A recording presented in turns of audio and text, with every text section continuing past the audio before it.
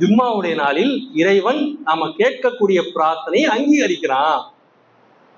ஹதீஸ் சரணங்களை பார்க்கும் பொழுது அந்த இடம் சலாமிற்கு முன்னால் ஒரு சில நிமிடங்களுக்கு நாம் கேட்கக்கூடிய பிரார்த்தனையை அல்லாஹ் அங்கீகரிக்கிறான். எவ்வளோ பெரிய நன்மையை விட்டு இருக்கிறோம், நல்லா கவனிச்சு பாருங்க. மார்க்கம் இல்லை என்று சொன்ன ரசூலுல்லாஹ் சொல்றாங்க, ஒரு குழந்தை மார்க்கம் இல்லாமல் அவன் வளர்றான்னு சொன்னா அவன் குப்பைன்றாங்க. அவனுக்கு என்ன போதனை செய்தாலும் அவனுக்கு ஏறாதுன்றாங்க. ஒண்ணுமே இல்லைங்க. பிள்ளைகள் வளர்ப்பு சம்பந்தமா நீங்க ஒரு பெரிய படிப்பினை பெற வேண்டும் என்று சொன்னால் மீஞ்சூர்ல இருக்கிற முதியோர் இல்லம் இருக்கு இல்லையா, நேரம் கிடைச்சா போய் பாருங்க. நேரம் கிடைச்சா போய் அங்க இருக்கக்கூடிய ஆட்கள் இடத்துல பேசுங்க. ஒருத்தருக்கு நீங்க பேசும்போது கண்ணுல இருந்து தண்ணி வரும். அவங்களுக்கு என்ன சொல்லுவாங்க தெரியுமா? எனக்கு 5 ஆம்பளை பசங்க, 6 ஆம்பளை பசங்க, 3 பொம்பளை பசங்க, இன்றைக்கு நான் இங்க இருக்கிறேன். இந்த வார்த்தைக்கு யாராவது பதில் சொல்ல முடியுமா? அவர் அல்ஹம்துலில்லாஹ் நஹ்மதுஹு வ நஸ்தஈனுஹு வ நஸ்தக்ஃபிருஹு மை யஹ்திஹில்லாஹு ஃபலா முதில்ல லஹு வ மை யுத்லில்ஹு ஃபலா ஹாதிய லஹு வ அஷ்ஹது அன் லா இலாஹா இல்லல்லாஹ் வ அஷ்ஹது அன்ன முஹம்மதன் அப்துஹு வ ரசூலுஹு. அம்மா பஅத். இன்ன அஸ்தகல் ஹதீஸ் கிதாபுல்லாஹ் வ அஹ்ஸனல் ஹதி முஹம்மத் வ ஷர்ருல் உமூரி முஹ்தஸாத்துஹா குல்ல முஹ்தஸத்தின் பிதா குல்ல பிதாத்தின் ஸலாலா வ குல்ல ஸலாலத்தின் ஃபின்னார். கொஞ்சம் முன்னாடி வந்துருக்கு வரக்கூடிய யா அய்யுஹல்லதீன ஆமனூ இதா நூதிய லிஸ்ஸலாத்தி மி யௌமில் ஜும்ஆத்தி ஃபஸாவு இலா ஸிக்ரில்லாஹி வ தருல் பை ஸாலிகும் கைரும் லக்கும் இன் குன்தும் தஅலமூன். கண்ணியம் மிகுந்த எல்லாம் வல்ல அல்லாஹ்வின் நல்லடியார்களே, அல்லாஹ்வுடைய ஒரு மாபெரும் கிருபையினால் இந்த ஜும்மாவுடைய தொழுகையை தொழுவதற்காக நாம் எல்லாம் ஒன்று இணைந்திருக்கிறோம். அல்லாஹ்வுடைய ஒரு மகத்தான கிருபையினால் இன்றைக்கு உலகத்தில் வாழக்கூடிய நாம் சில மனிதர்களுக்கு இறைவன் தர முடியாத அருட்குறையை, சில மனிதர்களுக்கு அந்த அருட்குறையை நான் தரவே இல்லை என்று சொல்லக்கூடிய நிலையில அல்லாஹ் சிலருக்கு மட்டும் ஒரு பாக்கியத்தை நமக்கு கொடுத்திருக்கிறான். அந்த பாக்கியத்தை பற்றி நாம் பேசும் பொழுது எப்படிப்பட்ட பாக்கியம் என்று சொன்னால், ஒருவர் மீது நாம் அளவு கடமாக பாசம் வைக்கக்கூடிய ஒரு பாக்கியம். அந்த பாக்கியம் என்ன மாதிரியான பாக்கியம் என்று சொன்னால், குழந்தைகளுடைய பாக்கியம். அல்லாஹ் தன் திருமறை குர்ஆனில நமக்கெல்லாம் ஒரு மிகப்பெரிய அறிவுரையை நமக்கு சொல்லி காண்பிக்கிறான். நன்றாக நீங்கள் சிந்தித்து பாருங்கள். உங்களுக்கு உங்களுடைய பிள்ளைகளை நான் ஒரு சோதனையாக நான் கொடுத்திருக்கிறேன் என்று அல்லாஹ் சொல்லி காண்பிக்கிறான். அடுத்த வசனத்தில் அல்லாஹ் சொல்லி காண்பிக்கிறான், நீங்கள் உங்களுக்கு தரப்பட்டுள்ள அந்த விஷயத்திற்காக நீங்கள் விசாரிக்கப்படுவீர்கள், நீங்கள் கேள்வி கேட்கப்படுவீர்கள் என்று அல்லாஹ் சொல்றான். அப்போ நமக்கு அனைவர்களுக்கும் இந்த குழந்தை வளர்ப்பு விஷயத்திலே நாம் அல்லாஹ்விடத்தில் போய் பதில் சொல்லக்கூடிய ஆளாக இருக்கிறோம் என்பதை நாம் முதலே சிந்தித்து பார்க்க வேண்டிய கடமை நமக்கு இருக்கிறது. இதற்கு முன்னால் நாம் ஒரு விஷயத்தை சிந்தித்து பார்க்க வேண்டும். இந்த குழந்தையை பெறுவதற்கு நாம எவ்வளவு கஷ்டப்பட்டிருக்கோம், நல்லா சிந்திச்சு பாருங்களேன். இந்த வளர்ப்பதெல்லாம் ரெண்டாவது. ஒரு குழந்தையை நாம பெற்றெடுக்கிறோம் என்று சொன்னால், ஒரு குழந்தையை நாம் வளர்க்கிறோம் என்று சொன்னால், வளர்ப்பதெல்லாம் ரெண்டாவது. ஒரு குழந்தையை நாம் பெற்றெடுப்பது எவ்வளவு பெரிய சந்தோஷம், நல்லா சிந்திச்சு பாருங்களேன்.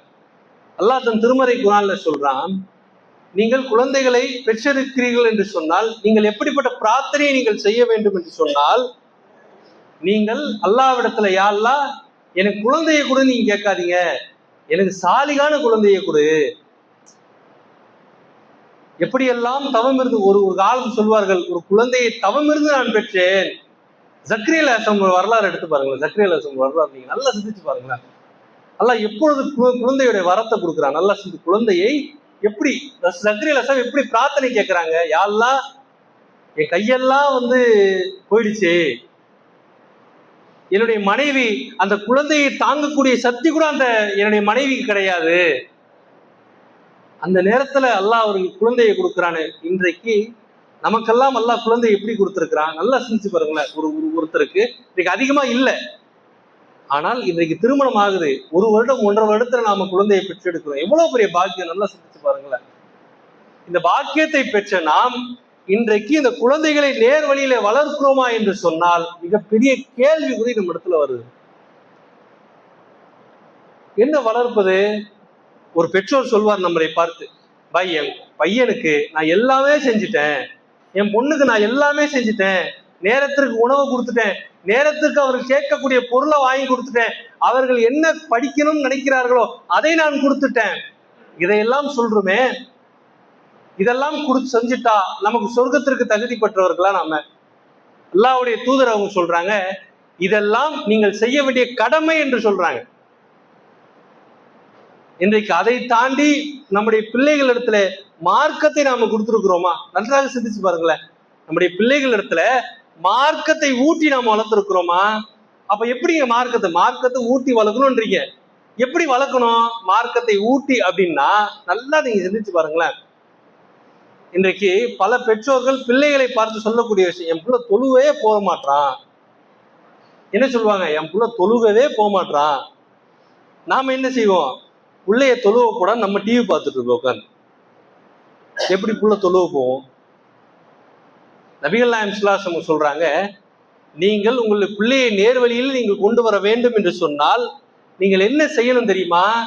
நீங்கள் ஒரு செயலை சொன்னீர்கள் என்று சொன்னால் நீங்கள் அந்த செயலை செய்யுங்க. இல்லை என்று சொன்னால் அந்த புள்ள செய்யாது. தொழுக போன்னு சொல்லக்கூடிய நாம ஃபஜருடைய தொழுகையை நாம தொழுது இருக்கிறோமா? நல்லா சிந்திச்சு பாருங்களேன். என் புள்ள காலைல ஃபஜருக்கு ஏஞ்சே போக மாட்டான் தொழுகைக்கு, இந்த வயசுல என்ன அவனுக்கு போக வேண்டியதானே நாம சொல்லுவோம். நாம முதல்ல ஃபஜருக்கு போகக்கூடிய ஆளா இருக்கிறோமா? என் புள்ள குரானை எடுத்து படிக்கவே மாட்டான், குரானுடைய தொடர்பு என் பிள்ளைக்கு கிடையவே கிடையாது என்று சொல்லக்கூடிய நம்ம வீடுகளில் குரான் எடுத்து ஓதக்கூடிய மக்களாக நாம இருக்கிறோமா? முதல்ல நாம சிந்தித்து பார்க்கணும். 9 மணிக்கு ஆரம்பிக்கக்கூடிய அந்த டிவி நைட்டு 11 மணி வரையும், இன்னும் ஒரு காலகட்டம் போச்சுன்னு சொன்னா நைட்டு 1 மணி வரையும் கூட டிவிகள் ஓடக்கூடிய நிலை இருக்கிறதா இல்லையா? டிவிகளுக்கு எப்போங்க விடிவு காலம் அப்படின்னு சொன்னா ரமலான் மாதத்துல விடிவு காலம்.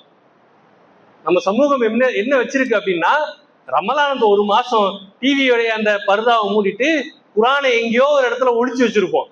அந்த குரானுடைய எடுத்து அப்பதான் படிப்பேன். அந்த 30 நாள் தான் குரானை படிக்கக்கூடிய ஆளா நம்ம இருப்போம். ஒரு காலம் இருந்துச்சு, உங்களுடைய தகப்பன் காலத்துல போய் கேட்டு, உங்க அப்பாவுடைய காலத்திலேயே போய் நீங்கள் கேட்டு பாருங்களேன். ஒரு காலம் எப்படி இருந்துச்சு?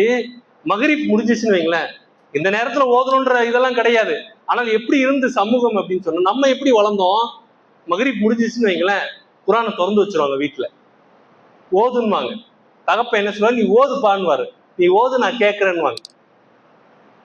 இன்னைக்கு எப்படி இருக்கு நல்லா சிந்திச்சு பாருங்களேன்.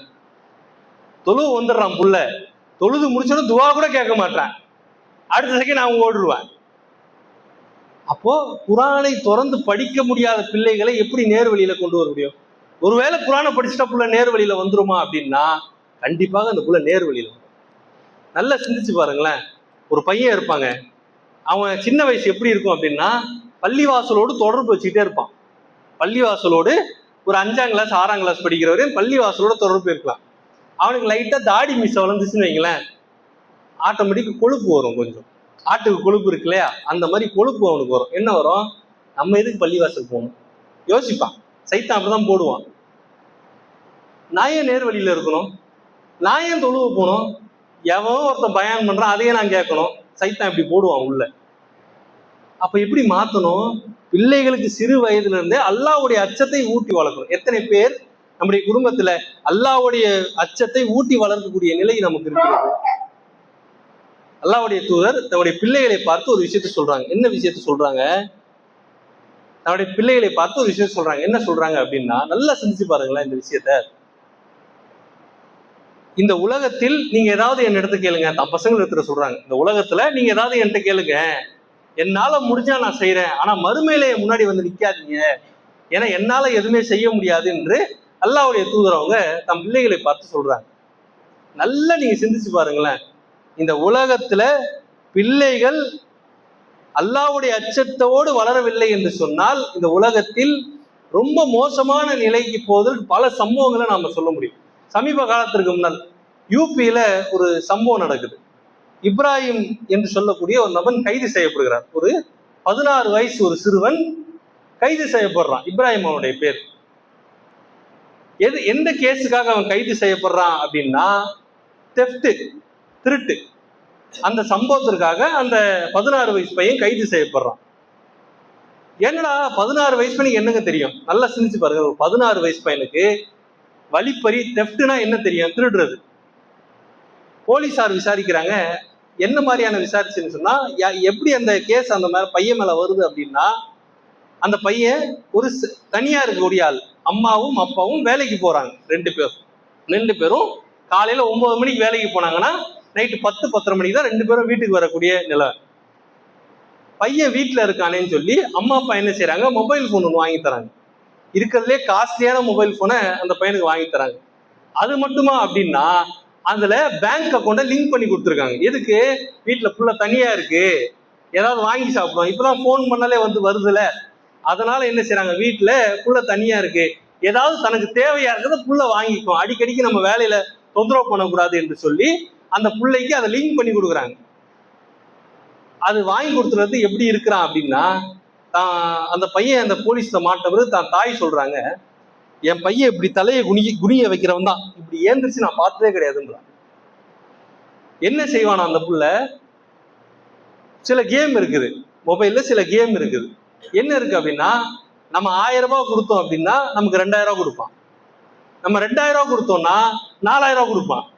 4000 ரூபாய் கொடுத்தோம்னா 7000 ரூபாய் கொடுப்பான். இப்படி ஒரு பெட்டு கேம் இருக்கு. அந்த பையன் என்ன செய்யறான், அதை விளையாடுறான். போட்ட காசை விட டபுளா வருது. என்ன செய்யறான், தாய் அனுப்பக்கூடிய காசை மொத்தமா போட்டு விளையாடுறான், மொத்தமா போயிடுது. இப்ப வீட்டுல காசு எங்கடான்னு கேட்டான்னு சொல்லணும், பதில் சொல்லணும். என்ன செய்யறான் அப்படின்னா, வீட்டுல பீரோலாம் வச்சிருக்கிறாங்க, அந்த பீரோடைய சாவி அவங்க அம்மா எடுத்துட்டு போயிடுறாங்க. என்ன செய்யறான் அப்படின்னா, டூப்ளிகேட் சாவி செய்யறவனை கொண்டு வந்து அந்த டூப்ளிகேட் சாவியை செய்யறான். செஞ்சு அதை ஓபன் பண்ணி உள்ள இருக்க பணத்தை எல்லாம் எடுத்து கொஞ்சம் கொஞ்சமா விளையாடுறான், வித்து விளையாடுறான். வீட்டுல ஒரு கட்டத்துக்கு மேல பணம், நிறைய விஷயம் இருக்கு, நம்ம முழு நேரம் சொல்ல முடியாது, அதனால சுருக்கமா சொல்றேன். என்ன செய்யறான் அப்படின்னா, வீட்டுல இருந்து அதை எடுத்துட்டு போய் வித்து விளையாடுறான். அதை போட்டுட்டு விளையாடுறான். விளையாடிட்டே இருக்கும் பொழுது ஒரு கட்டத்துல வீட்டுல இருக்க நகையை காணும், அவனும் லாஸ் ஆயிட்டான், முடிஞ்சிச்சு, அதுக்கு மேல விளையாட முடியாது. வீட்டுல வேற ஒரு விஷயத்துக்கு பீரோவை திறக்கிறாங்க. கிட்டத்தட்ட 3 மாசமா இது நடக்குது. என்ன அதற்கு பிறகு வீட்டுல நகையை காணணும்னு என்ன செய்வாங்க, யாரோ திருடிட்டாங்க வீட்டுக்குள்ள போந்துன்னு போலீஸ் ஸ்டேஷன்ல கம்ப்ளைண்ட் பண்றாங்க. உடனே காவல்துறை அதிகாரிலாம் வந்து எல்லாத்தையும் தேடுறாங்க. வெளியில இருந்து வந்த மாதிரி தடம் கிடையாது, உள்ள இருந்து உடச்சி வந்த மாதிரி தடம் கிடையாது அப்படின்னு சொல்லி எல்லாருடைய மொபைல் போனையும் வாங்கி அவன் சர்ச் பண்ணும்போது அவனுக்கு பெரிய தகவல் ஒன்று எடுத்து, திருட வெளியே கிடையாது, வீட்டுக்குள்ளது இருக்கிறான். அவனை கொண்டு போய் விசாரிக்கிறாங்க.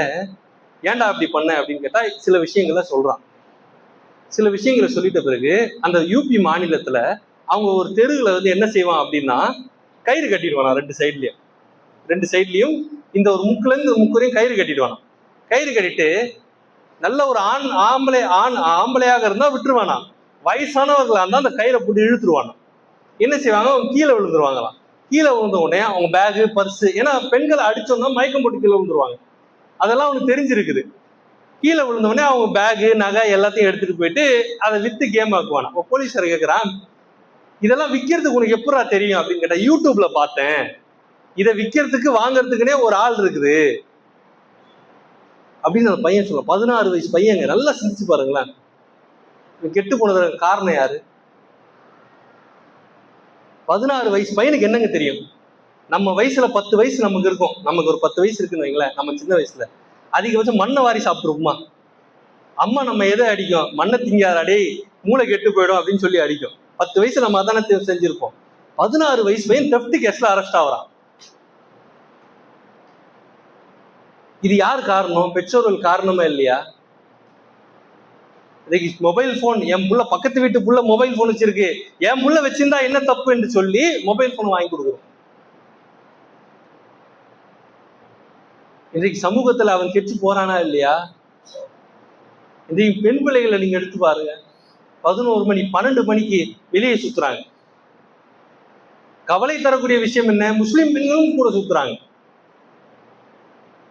இன்றைக்கு ஆணும் பெண்ணும் சகஜம் என்ற அடிப்படையிலே அவர்கள் தன்னுடைய வாழ்க்கையை அமைத்துக் கொள்றாங்க. இன்னும் நல்ல விஷயங்கள் நம்மளால பேச முடியாது சபையில. இப்படிப்பட்ட நிலையில இன்றைக்கு பிள்ளைகள் இருக்கிறாங்க. இப்ப இதற்கு மாற்றுறதுக்கு ஒரு வழி இருக்கும்ல. எந்த ஒரு விஷயமாக இருந்தாலும் ஒரு விஷயத்த சொல்றோங்க, அதை மாற்றுறதுக்கு ஒரு வழி இருக்குமே. என்ன இருக்கும்? மார்க்கத்தை நம்முடைய பிள்ளைகளுக்கு ஊட்டி வளர்க்கணும். அல்லாஹ்வுடைய அச்சத்தை நம்முடைய பிள்ளைகளுக்கு போதித்து வளர்க்கணும். தொழுகையை அவர்களுக்கு கடமை என்ற அடிப்படையில சொல்லி கொடுத்து, எத்தனை வீடுகளில இன்றைக்கு நம்முடைய பிள்ளைகளுக்கு தொழுகையுடைய பயத்தை சொல்லி வளர்க்கிறோம். பள்ளிவாசலோடு ஈடுபாடு என்று சொல்லி எத்தனை பிள்ளைகளுக்கு நாம சொல்லி வளர்க்கிறோம். என்ன இருக்கும்? பெற்றோர்களுக்கு என்ன இருக்கும் அப்படின்னு சொன்னா, பக்கத்து வீட்டு பையன் வண்டி வச்சிருக்கிறான், என் பையனும் வண்டி வச்சிருக்கணும். அவனும் ஆடம்பரமான வாழ்க்கையை அவன் வாழ்றான், என் பிள்ளையும் அந்த மாதிரியான வாழ்க்கையை வாழணும் என்று சொல்லி அந்த பிள்ளைகளை சீர்கேட்டக்கூடிய நிலையில இன்றைக்கு தள்ளி கொண்டிருக்கிறாங்க. இன்னும் பல பெற்றோர்கள் என்ன சொல்றாங்க தெரியுமா? என் பிள்ளை என் கஷ்டத்தை தெரிஞ்சிக்கவே கூடாதுன்றாங்க. ரசூலுல்லாஹ் இதை கண்டித்து சொல்றாங்க, உங்களுடைய பிள்ளைகளுக்கு உங்களுடைய சருமத்தை சொல்லி நீங்க வளங்கன்றாங்க. உங்களுடைய பிள்ளைகளுக்கு உங்களுடைய சருமத்தை நீங்க சொல்லுங்க. இன்றைக்கு நம்முடைய சருமத்தை நம்முடைய பிள்ளைகளுக்கு நாம சொல்றோமா? என்னையும் சேர்த்தான் சொல்றேன்.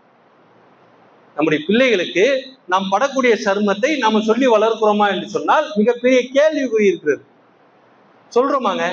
ஒரு பெயிண்ட் அடிக்கிறவர் இருக்காருன்னு வைங்களேன், பெயிண்ட் அடிக்கிறது சாதாரணமான வேலையா? நல்லா சிந்திச்சு பாருங்களேன். ஏறி மேல அடிக்க சொன்னா ஒரு கயிறு கட்டி ஏறணும், மேல ஏணி போட்டு கீழே ஏறணும். திரும்பி பார்த்தாருன்னா உயிருக்கு இது இல்லாத வேலை, உயிருக்கு கேரண்டி இல்லாத வேலை. ஏன்னா கொஞ்சம் ஸ்லிப் ஆனா கூட முடிஞ்சு போச்சு. ஒரு மேஸ்திரி வேலை செய்யறாருங்க, கட்டுறாரு, கட்டிக்கிட்டே இருக்காரு, திடீர்னு சாஞ்சிருது, எவ்வளவு ரிஸ்கான வேலை. ஒரு பைக் மெக்கானிக் இருக்காருங்க, எல்லா வேலைகளும் அப்படி சொல்லிட்டே போலாம். இன்னைக்கு தகப்பனார்கள் அவ்வளவு கஷ்டப்படுறாங்க. என்ன சொல்றோம்? என் பிள்ளை கஷ்டம் தெரியக்கூடாது. எப்படி வளருவான்? டெய்லி ஒரு நபருக்கு ஒரு 1000 ரூபாய் ஒரு கூலின்னு வைங்களேன், ஒரு நபருக்கு ஒரு 1000 ரூபாய் கூலின்னு வைங்களேன். நான் 1000 ரூபாய் தான் நான் சம்பாதிக்கிறேன். பிள்ளைகளுக்கு நாம சொல்லணும், நான் படக்கூடிய கஷ்டத்தை நான் வேலை செய்யக்கூடிய இடத்துல வந்து பாரு. தன்மானத்தோட வாழுவாருங்க. ஒரு மனிதன் தன்மானத்தோட வாழுவாங்க. தான் முதலாளி இல்லாத வார்த்தையை கொண்டெல்லாம் பேசுவான். அதையெல்லாம் தாங்கி, எதுக்கு? நாம முதலாளி எதிர்த்து பேசிட்டோம் அப்படின்னா தப்பு, மாற்று கருத்துக்களை முதலாளி செய்வது தவறு, மாற்று கருத்து இல்லை. ஆனா நம்முடைய உள்ளத்துல என்ன ஓடும்? ஒரு தகப்பனுடைய உள்ளத்துல என்ன ஓடும்? முதலாளி எதிர்த்து பேசிட்டோம் அப்படின்னா என் புள்ள சோறு தண்ணி இல்லாம கடத்துருவானே. இந்த கஷ்டத்தை நம்முடைய பிள்ளைகளுக்கு நாம் சொல்லவில்லை என்று சொன்னால் பிள்ளை நேர்வழியிலே வராது. அவனுக்கு என்ன தெரியும்? பைக் வாங்கி கொடுனா அடமானம் வச்சு, ஏதாவது ஒரு நகையை அடமானம் வச்சு பைக் வாங்கி கொடுத்துடுறோம். போனு கேட்டானா இஎம்ஐல போன் வாங்கி கொடுத்துடுறோம். அவனுக்கு சிரமம் எங்கன்னு தெரியும்? அவன் எப்படி அவனுடைய சங்கதிகளை எப்படி வளர்த்து ஆளாக்குவான்? நம்மளை எப்படி இங்க வளர்ப்பான்? அது ரெண்டாவதுங்க. சமூகம் அதெல்லாம் ரெண்டாவது. நம்மளையும் நம்ம பிள்ளை எப்படி வளர்ப்பான்? நம்ம கஷ்டத்தை நம்முடைய பிள்ளைகள் இடத்துல சொல்லவில்லை என்று சொன்னால் நம்மை நம் பிள்ளைகளை எப்படி வளர்ப்பான்? ஒண்ணுமே இல்லைங்க. பிள்ளைகள் வளர்ப்பு சம்பந்தமா நீங்க ஒரு பெரிய படிப்பினை பெற வேண்டும் என்று சொன்னால் மீஞ்சூர்ல இருக்கிற முதியோர்லம் இருக்கு இல்லையா, நேரம் கிடைச்சா போய் பாருங்க. நேரம் கிடைச்சா போய் அங்க இருக்கக்கூடிய ஆட்கள் இடத்துல பேசுங்க. ஒருத்தருக்கு நீங்க பேசும்போது கண்ணுல இருந்து தண்ணி வரும். அவங்களுக்கு என்ன சொல்லுவாங்க தெரியுமா? எனக்கு 5 ஆம்பளை பசங்க, 6 ஆம்பளை பசங்க, 3 பொம்பளை பசங்க, இன்றைக்கு நான் இங்க இருக்கிறேன். இந்த வார்த்தைக்கு யாராவது பதில் சொல்ல முடியுமா? அவர்கள் சொல்லுவாங்க, என் பிள்ளைக்கு நான் கஷ்டம் தெரியாம வளர்த்துட்டேன், இன்னைக்கு என்னை வெளியேற்றிட்டான், வீட்டுல இருந்து என்னை நடு ரோட்ல கொண்டு வந்து விட்டுட்டான், தன்னுடைய மனைவி பேச்சை கேட்டு என்னை நடு ரோட்ல கொண்டு வந்து விட்டுட்டான் என்றெல்லாம் புலம்பக்கூடிய நிலையில இருக்கிறாங்க பெற்றோர்கள். ரெண்டாவதுங்க, மார்க்கம் ரீதியாக நாம் இருப்பதா ரெண்டாவது. முதல்ல நம்முடைய பிள்ளை மார்க்கம் ரீதியா வளரவில்லை என்று சொன்னால் நம்மளை வளர்ப்பானா? இதை உங்களுடைய உள்ளத்தில் நீங்க அதிகமாக சிந்தித்து பாருங்க. மார்க்கம் இல்லை என்று சொன்னா ரசூலுல்லாஹ் சொல்றாங்க, ஒரு குழந்தை மார்க்கம் இல்லாமல் அவன் வளர்றான்னு சொன்னா அவன் குப்பைன்றாங்க. அவனுக்கு என்ன போதனை செய்தாலும் அவனுக்கு ஏறாதுன்றாங்க. அப்போ பள்ளி வாசலோடு மதரசாக்கள் நடக்குது, பள்ளிகள்ல மதரசாக்கள் அதிகமாக நடக்குது. இன்னும் வருத்த தரக்கூடிய ஒரு விஷயம் என்ன தெரியுமா? ஒரு சின்ன பையனை கூப்பிட்டு நம்ம கேட்டோன்னு வைங்களேன், அவனுக்கு 4 குல் சூரா தவிர வேற எதுவுமே தெரியல. பிள்ளைகள் அப்படி இருக்கிறாங்க. 4 குல் சூறா தான் அவனுக்கு தெரியுது. அதுக்கப்புறம் அதிகபட்சம் அவனுக்கு தெரியக்கூடிய சூறா என்ன? சப்பி இஸ்ம ரப்பிகளால தெரியும்ன்றான், அல்லா தாக்கு ஹதீசுல் காசியா தெரியும்ன்றான். இது எப்படா தெரியும் அப்படின்னு கேட்டா, வாரத்தை ஜும்மாலா தான் போய் ஓதுறாங்க, அதை கேட்டு கேட்டு பழகிட்டேன்றான். எவ்வளவு பெரிய ஒரு கீழே போய் உட்கார்ந்து இருக்கிறோம் குழந்தை வளர்ப்புல. மார்க்கமே தெரியாத புள்ள எப்படி நேர்வழியில வரும்? இன்றிலிருந்து நாம ஒரு ஒரு விஷயத்தை நம்முடைய உள்ளத்தில் நாம் வைத்துக்கொள்வோம். பிள்ளைகளை கேட்கும் போது நாம எவ்வளவு கதறோம், யாரெல்லாம் எனக்கு நல்ல பிள்ளைய கொடு, சாலிகான பிள்ளைய கொடு, எந்த ஒரு குறையும் இல்லாத ஒரு பிள்ளைய எனக்கு கூட நாம கேட்கக்கூடிய நாம கடைசியில பிள்ளைய கொண்டு போய் நாம தான் கிணத்துல தள்ளுறோம். அந்த நிலைப்பாடு நம்ம இடத்துல வரக்கூடாது என்று சொன்னால், நபிகள் நாயகம் ஸல்லல்லாஹு அலைஹி வஸல்லம் அவர்கள் தன்னுடைய தொழுகையில பிரார்த்தனை கேட்கும் பொழுது தன்னுடைய பிள்ளைகளுக்கு யாரெல்லாம் பிள்ளையை கொடுன்னு ரசூல்லா கேட்கல. அதிகமாக ரசூல்லா கேட்ட பிரார்த்தனை எது? எனக்கு சாலிகான பிள்ளையை கொடு, அந்த பிள்ளை நேர் வழியில இருக்கணும், எல்லாருக்கும் உதவி செய்யக்கூடிய பிள்ளைகளாக நாளைக்கு மறுமையில் அது சொர்க்கத்தில் நின்று என்னை சொர்க்கத்தின் வாசத்தில் அழைக்க வேண்டும் என்று அந்த பிரார்த்தனை கேட்கக்கூடிய பிள்ளை எனக்கு கொடு என்று சொல்லி நபிகளார் அவர்கள் அதிகமாக பிரார்த்தனை செய்யாங்க. அப்படிப்பட்ட நன்மக்களாக ரப்புல் ஆலமீன் உங்களையும் என்னையும் ஆக்கி இருக்கிறார் கூறி எனது இந்த முதல் உரையை நிறைவு செய்கிறேன். அல்ஹம்துலில்லாஹி ரப்பில் ஆலமீன்.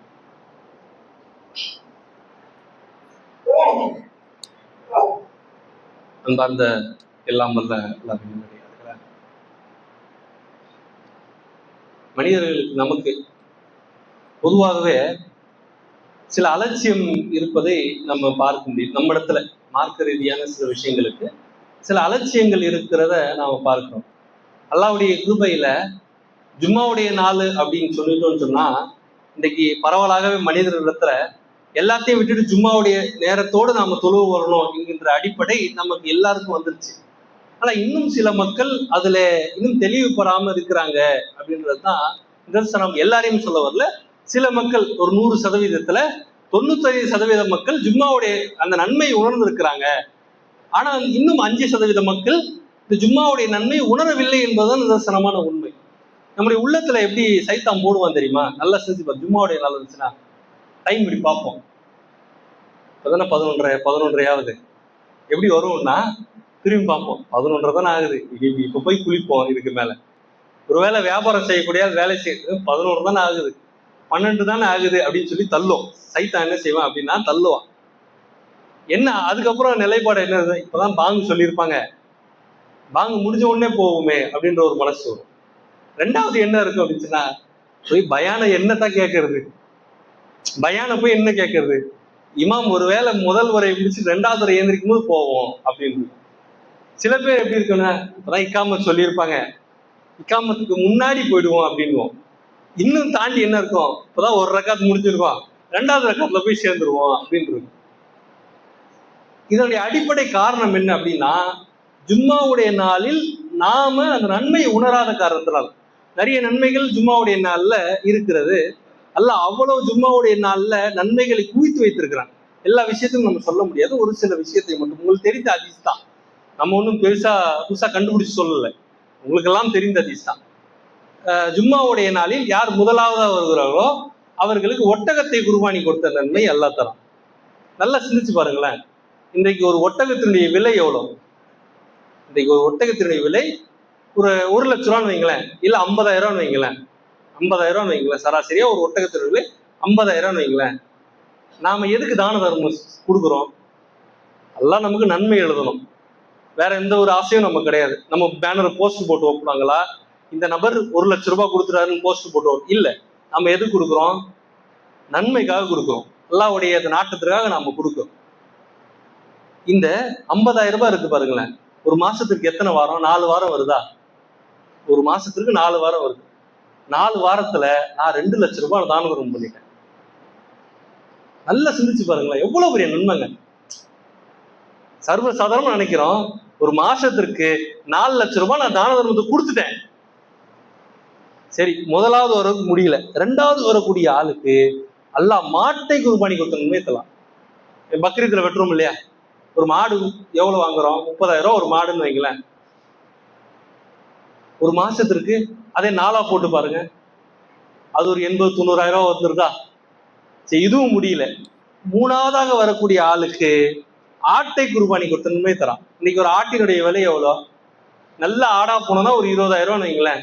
60,000-70,000 நான் தான தர்மம் பண்ணிட்டேன் ஒரு மாசத்துல. இது இல்லை, இதுக்கு அடுத்து அல்லாஹ் என்ன செய்யறான்? கோழியை குர்பானி கொடுத்தணுமே தரலாம். இன்னைக்கு ஒரு முழு கோழி வாங்கினா 420 ரூபா, 430 ரூபா, 420 ரூபா, 1000 ரூபாய். இன்றைக்கு நாம சந்தா கொடுத்தனால எவ்வளவு கொடுப்போம்? 1000 ரூபாய் கொடுப்போம். அதிகமாகவும் கொடுப்பாங்க, மாற்றுக்கிறது இல்லை. ஆனா அந்த அந்த நன்மை எல்லாம் நமக்கு சும்மா கொடுக்குறானே, நான் கொடுக்காமலே எல்லாம் எனக்கு கொடுக்குறானே.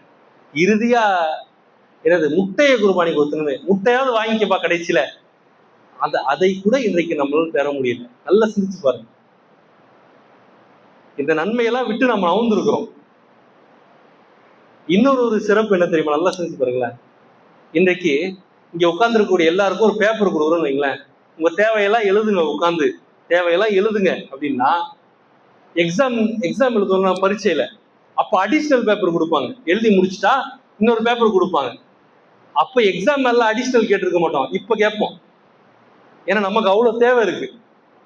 வீடு கட்டணும்னு இருக்கும், இது வாசமான விஷயம் தானே, மறுக்க முடியுமாங்க? பிள்ளைய படிக்க வைக்கணும்னு இருக்கும், எவ்வளவு விஷயங்கள் இருக்கு. தேவைன்னா இதுக்கு அடிஷனல் பேப்பர் கொடுத்து எழுதுவோம். ஜும்மாவுடைய நாளில் இறைவன் நாம கேட்கக்கூடிய பிரார்த்தனையை அங்கீகரிக்கிறான். ஹதீஸ் சரணங்கள்ல பார்க்கும் பொழுது அந்த இடம் சலாமிற்கு முன்னால் ஒரு சில நிமிடங்களுக்கு நாம் கேட்கக்கூடிய பிரார்த்தனையை அல்லாஹ் அங்கீகரிக்கிறான். எவ்வளோ பெரிய நன்மையை விட்டு இருக்கிறோம். நல்லா கவனிச்சு பாருங்க, நல்லா சிந்திச்சு பாருங்க. இது எவ்வளவு பெரிய நன்மையை விட்டு விலகி இருக்கிறோம் அப்படின்னு நீங்க சிந்திச்சு பாருங்களேன். சில வரக்கூடிய காலத்துல இருப்போமா? வரக்கூடிய காலத்துல இன்ஷா அல்லாஹ் ஜும்மாவுடைய நாளில் 12 மணிக்கு இடம் பத்தக்கூடாது மர்கஸ்ல. நான் தான் அந்த ஒட்டகத்தை குர்பானி கொடுத்த நன்மையை பெறக்கூடிய ஆள்ல நான் தான் முதல்ல இருக்கணும். சஹாபாக்கள் என்ன போட்டி இருந்துச்சு? அவர் ஒரு பொருள் வாங்கிட்டாருன்னு அவங்க பொறாமப்பட்டாங்களா? சஹாபாக்கள் காலத்துல இவர் ஒரு பொருள் வாங்கிட்டாருன்னு பொறாமப்பட்டாங்க. எதுக்கு பொறாமப்பட்டாங்க? என்னை விட அவன் நன்மை அதிகமா சம்பாதிச்சிட்டாங்க, நான் வரதுக்கு முன்னாடி அவன் தொழுவைக்கு வந்துட்டாங்க. அவர்களுக்குள்ள போட்டி அதுல இருந்துச்சு. வரக்கூடிய காலகட்டத்துல ஜும்மாவுடைய நாளில் அந்த நன்மையெல்லாம் நான் தான் பெறணும். ஏதோ ஒரு ஆத்திர அவசரம் போறோம், வெளியே வரோம், அது மாற்றல, அதுக்கு மார்க்கத்துல அனுமதி இருக்கிறது. ஆனால் அந்த ஆத்திர அவசரத்துக்கு செய்யக்கூடிய வேலையெல்லாம் ஜும்மாவுடைய நாளில் தான் வரும். ஒரு தடவை உதாரணத்துக்கு இதே ஒரு செய்தியை சொல்லி முடிச்சுக்கிறேன். எவ்வளவு அலட்சியமா இருக்கிறோம் தொழுகை விஷயத்துல. ரசூலுல்லாஹ் என்ன சொல்றாங்க அப்படின்னா, ஃபஜ்ருடைய தொழுகை நீங்க விட்டுட்டீங்கன்னு வைங்களேன், ஏன் சொன்னு நீங்க தொழுதுங்கன்னு ஒரு விஷயத்த, ஒரு ஹதீஸ் இருக்கு. நம்ம மக்கள் என்ன செய்வாங்க அப்படின்னா, ஃபஜ்ருடைய நேரத்துல டெய்லி என்ன செய்யுது? டயர்டா தூங்கிட்டேன் பாய். எப்படி இருக்கும்? டயர்டா தூங்கிட்டேன் பாய், ஏன் சொன்னதான் தொழுதுக்கிறேனே அப்படின்னும். அது யாருக்கு? யாருக்கோ உடம்பு சரியில்லை, ஏதோ ஒரு வெளியே ஏதோ வேற வேலைக்கு ஒரு எமர்ஜென்சிக்கு போய் அவங்களுக்கு. ஆனா நாம எப்படி இருக்கிறோம்? அந்த ஒரு விஷயத்தை எடுத்துக்காட்டு ஃபஜ்ருடைய நேரத்துல விட்டுட்டு என்ன செய்யறோம்? அப்படி தொழக்கூடிய ஆளாக இருக்கிறோம். அப்போ இதையெல்லாம் நம்ம நன்மைகளை விற்று நவரக்கூடிய அந்த நிலை நமக்கு வருது. வரக்கூடிய வாரத்திலிருந்து ஜும்மாவுடைய நாளில் முதலே அந்த நன்மையை பெறக்கூடிய பாக்கியத்தை ரப்புல் ஆலமீன் உங்களுக்கும் எனக்கும் தந்தருக்குரிய இந்த ஜும்மா உரையை நிறைவு செய்கிறேன். வாஹிர் தாவனா அல்ஹம்துலில்லாஹி ரப்பில் ஆலமீன். அஸ்ஸலாமு அலைக்கும் வரஹ்மத்துல்லாஹி வபரகாத்துஹு.